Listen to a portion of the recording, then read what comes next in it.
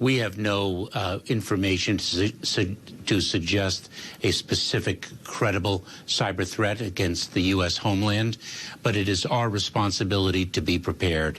And that's what we in the Department of Homeland Security do. Are you brimming with confidence?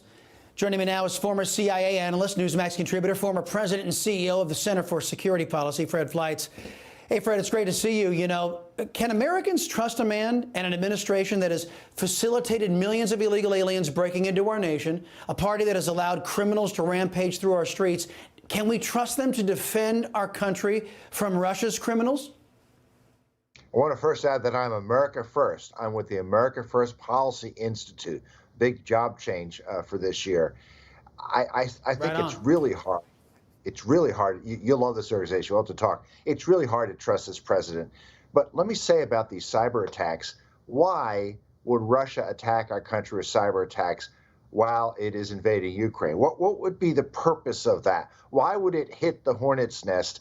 I think this is simply an effort to fearmonger by the Biden administration. I don't doubt the Russians could do this, but I think if the Russians are engaged in cyber attacks, it's going to be targeted at the Ukrainian government, Ukrainian institutions, maybe military assets in Europe that could be assisting the Ukrainians or nearby countries. But I mean, I don't understand the logic of claiming that the Russians would take this opportunity to attack U.S. infrastructure. It doesn't make any sense. Congressman Darrell Issa says he believes we're now in a second world war, and this time he believes the Russians are winning.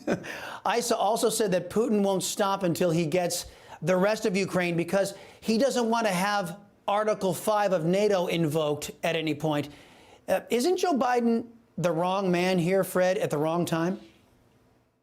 We really need a sophisticated foreign policy right now that can deal with Putin, the threat that Putin poses, the threat Putin is posing to Ukraine, without driving him into the hands of China. And drawing red lines that Putin ignores, saying we're going to put the toughest possible sanctions on Russia if he invades, and then we don't do so, as you've explained, that's just undermining our credibility further. We need a Henry Kissinger, a Jim Baker, a Mike Pompeo to advise this incompetent president. He doesn't know what he's doing in foreign policy. He is surrounded by incredibly incompetent advisors. You know, January 2025 cannot come fast enough to save us from this mess.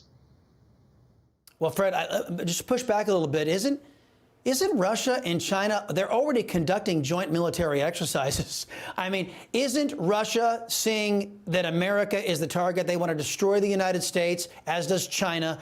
They're already cooperating. They're already dedicated to the destruction of the United States. And Putin's not that complicated of a guy.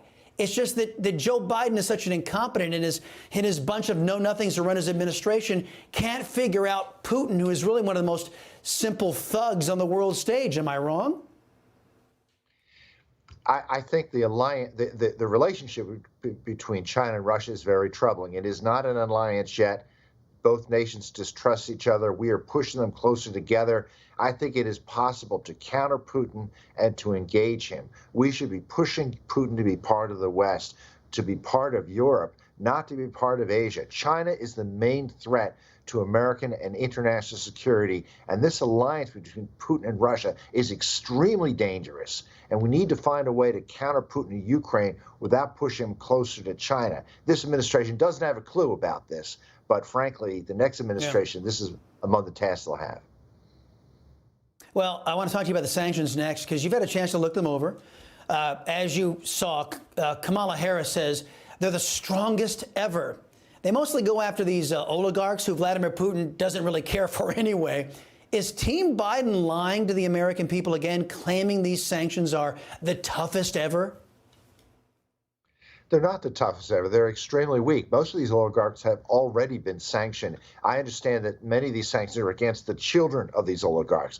There's no SWIFT sanctions against banking ties between Russia and the international banking system because the Europeans wouldn't agree to that. There are no energy sanctions. Now, supposedly Germany has put a pause on the Nord Stream 2 pipeline, but that pipeline wasn't going to come online until this fall. And this pause, I understand, is temporary. The Germans could change their mind, and Biden can't claim credit for this. This is something the Germans announced. Yeah, and Fred, one last question.